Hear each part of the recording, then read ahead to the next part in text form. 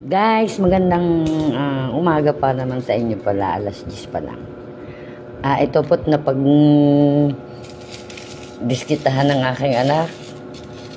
Itong mga inipong 25, nilang dalawa ng aking anak na si Lovely Rose. Ito si Julius at si Lovely Rose. Noon, pang matagal na. Nasa Roosevelt pa lang po kami sa General Lim.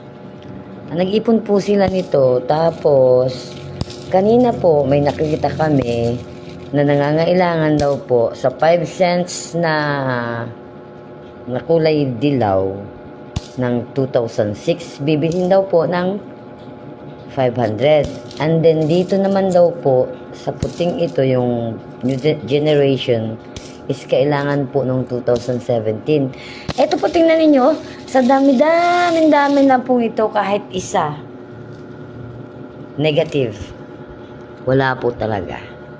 Pero ito po, matiga pa rin siya, may bubuksan pa po siya. Sa dami na po nito, imagine, inisa-isa niya yan para lang makakita ng 2006 and 2017. Meron pa pong dalawang, I think tigli 5 piso po yata to ang bawat balot. Noon po, kaya sila nag-iipong magkapatid niyan kasi